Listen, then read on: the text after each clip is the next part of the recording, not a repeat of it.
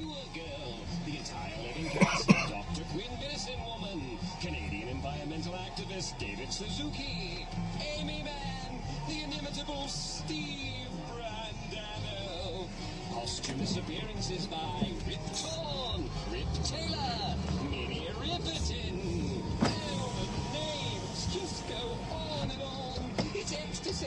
I can't bear it. I can't stand it. It's time to walk the stone shooting carpet. Take it away. Well, for 20 years, I've been asking Gary to get Dan Aykroyd on the show because I admire him so much and love his comedy and love him in the movies, and I think he's so brilliant. Let me look at you. Let me gaze. Let me gaze upon you. Wow. That's you, huh? I can't believe it. Vintage time for American males, Canadian males. Yeah. Are you an American citizen? Not really, no. I'm a resident alien. Do you run up to Canada to vote, or do you regret Hi, that you Robin, can't how are you? vote Good in to see here? you. Hello, how are you? Good. Mr. Aykroyd, why has it, I admire you so much. It's taken me so long to get you in the studio. Thank you for coming in, really. Have a seat. Have a Relax. seat. Sure. Yeah, well, I used to live in Manhattan here. We lived at 81st and 1st Avenue. In a high-rise that used to sway in the wind and creak and croak and... Doesn't it? Oh, mine sways back and forth. Yeah. It freaks me out. They claim that they build them to do that. Well, I don't think we've had one snap out in half yet. No. But, so I don't get to Manhattan that much. And You live in LA now, right? LA and Canada. I live up right now. Ottawa? I was born there. I live near up north of Watertown, New York, and it's basically just hang the meat out to freeze and run now. Was your early life enjoyable, or was it filled with angst? Did your Are you talking parents? about his childhood? Yeah. Did your parents get you as a kid? Did they understand who you were? They did. They really did. I had a very happy childhood, and I often think about Jim Carrey. He speaks about, the hard times that he went through as a kid. Horrible times. And look what emerged. Such a great talent there. My mom and dad just worked for the government there, and I lived in Ottawa and had a lot of fun. And your mom and dad, when you were like 12, encouraged you to take an improv class. Is that correct? They did at Ottawa Little Theater. I went down and started to learn all the techniques that eventually at Second City I began to make my living with. And did your parents want you to go into show business? I think they just had a hyperactive kid who needed to be channeled, and so they just sent me to... Is it true when you were young you were diagnosed with Tourette's syndrome? I'm more self-diagnosed because I've read a lot of books on it, and I've done a lot of research on it. I think I probably have a touch of it. Probably as a result of a teacher that I had in grade 7 who actually subjected me to quite a bit of corporal punishment. Oh. She just didn't like me, and Spankings, the rulers and all that. So I developed like a tic and a twitch and speech things, and my parents took me to therapist to figure it out, and eventually we worked it out. And after I left grade 7 and didn't see that teacher anymore, things seemed to clear out. It's so weird how, it's like that movie Whiplash, huh? Yeah.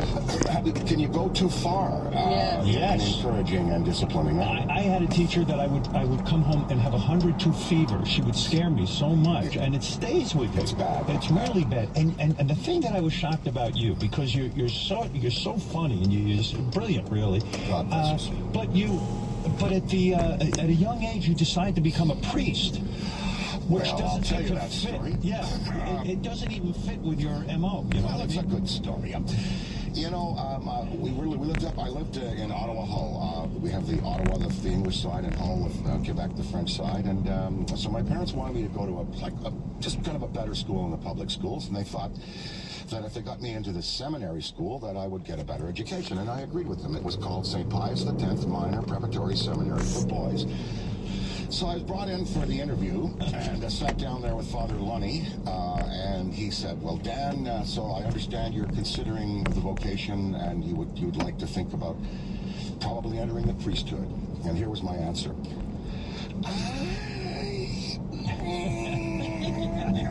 I'm looking at my parents, they're looking at me, the clock's ticking down. Yeah, that's it. So you have to lie in a sense to get into the school. I lied to get into the school, and then you got kicked out. In grade 11, they sent a note to my parents. We really believe that your son is not suitable for the priesthood. When they said that, wasn't it because you had dressed up a pig as the Pope? That was one of the stunts. The others are other little things flooding the labs in the basement. I wasn't alone. I had a little gang. Were you a bad kid? Were you the type that always got into trouble? Disrespectful sometimes in class because I thought that what I had to say was more important than what he was teaching. Don't you think you almost have to be this disrespectful kid in order to grow up to be Dan Aykroyd, who got on Saturday Night Live, who was so subversive? I mean, you were subversive off camera and you were subversive on camera. Well, I mean, you got to be that guy, right? I think of my colleagues Candy and Murray, and they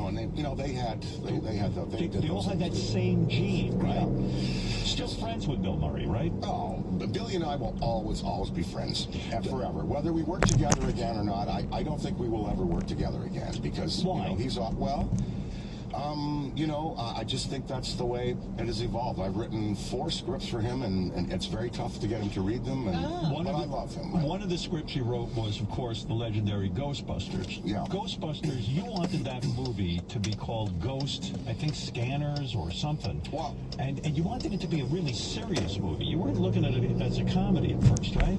Well, I looked at it as a comedy. What I did was I thought to marry the old 30s ghost comedies with the real vernacular and the technical language of real ghost hunting, like Hans Holzer's work and Roll and the Maimonides Dream Lab and all these people who were doing serious work in paranormal research. I thought we could use what they're really doing, but instead of a comedy, a blacker comedy. It was all supposed to be called Ghostbusters, but we couldn't get the title. Taft Broadcasting owned it. It was a show with Larry Storch, remember? Yes, Larry Storch, and Tennessee Tuxedo. Forrest, of course. Right. And Forrest Tucker, they had this show called Ghostbusters, and I didn't know about it when I wrote it. But when you wrote it for Belushi. I did. I was, in fact, when John, when the keyboard lit up at the office like a Kino board.